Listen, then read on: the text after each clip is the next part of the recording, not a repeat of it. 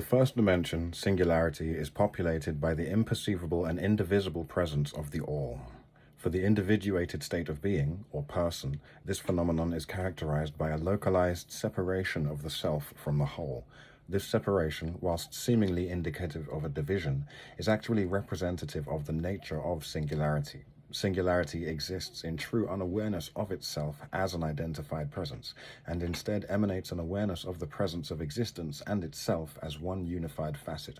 Having no second dimension to reflect against, the separation of the statement-led I existence has no spatial frame of reference to identify against, and therefore understands itself as a localized and disseminated understanding of one basic truth: presence. As such, mastery of the first dimension begins with unifying ourselves with a state of presence that encompasses and accounts for all shifts and states implicit in the experiential moment. This resonates in terms of pain, pleasure, struggle, enjoyment. All facets of existence must in the moment be accepted as uniformly existent, and thusly an actively responsive facet of the universe that demands our present engagement. As with the creation of matter, the conscious identification of events as wrong or disappointing places them out of sync with the progress of creation. In the first dimension, it is the admission of presence that allows for presence to be filled with being. In reflection to this, our consciousness expects an inclusion of all third-dimensional phenomenon into the realms of understanding or acceptance. To reject or refuse to understand a facet of the third dimension allocates the information into the realm of fantasy or dream, seeding the delusion of control inside the human nebulae of experience and corrupting the human ability to persevere. Travel through the first dimension is typified by the experiential moment, the peak instant of understanding in which we all exist, and time frame our existence with landmarks through the linearity complex to anchor our understanding of singularity in a fourth dimensional or linear frame of reference.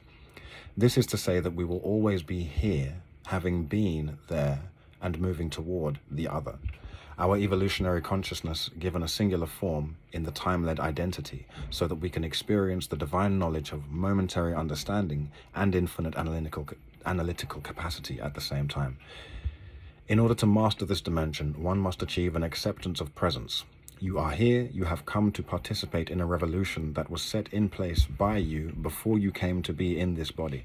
The hardships and benefits you experience are implicit in the nature of living in a polarized reality, and in order to master this reality, depolarizing your understanding of engagement and participation in the harmonious progress of the all will afford one the ability to transcend any suffering. We are often given to identify our experience in terms of likes and dislikes, loves and hates.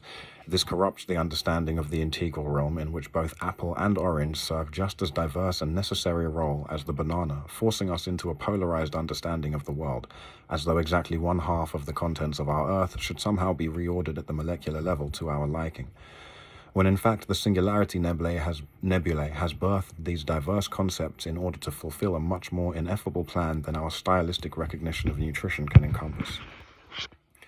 Truly, there is no preferential state of nature to existence other than the acceptance and nourishment of that which exists. Truly, there is no preferential nature to existence other than the acceptance and nourishment of that which exists. Mastery of the singularity dimension gives us access to an understanding of the world which lets us know not which engagements we should be participating in, but why these engagements exist. From war to law, love to rape and pedophilia, the understanding of the singularity dimension gives us an informatic key to understanding the lines of growth and progression and seeing truly the nature of corrupted knowledge and negative participation that go into framing the corrupt dualities that we experience on a day-to-day basis in the third dimensional relativity complex. To master the first dimension, you must remind yourself daily that you are part of the whole and visually imagine yourself in the place of living and non-living entities. A tree, a pencil. How are you part of the roller coaster? How is the window part of your eye? How are the stars the furthest reaches of the strands of your hair? Think on this and dream. To master the first dimension of society, devote yourself entirely to the yes mentality, engaging entirely in whatever opportunity comes your way. Presence and participation are the key elements in the creation of matter. Note, To positively engage with a negative opportunity, one does not have to participate in acquiescence. Phoning the police and saving a life are two ways to actively and positively participate in a murder. Meditation upon the singularity dimension is not an excuse for the enactment of evil in the name of fluidity. This is a second-dimensional corruption and will rely on the process that you have already decided to disengage with certain paradigms set forth by the singularity membrane, such as law, community, pleasure, and enjoyment. If you do feel the compulsion to enact negative experiences on other human beings, please feel free to contact the Academy of Galactic Evolutionary Consciousness at galacticacademy@outlook.com. Together, we can evolve.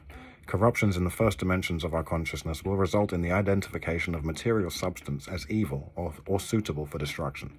The acceptance of the all is the acceptance of oneself in the The acceptance of the all is the acceptance of oneself as participatory in the healing entity of our planet and species.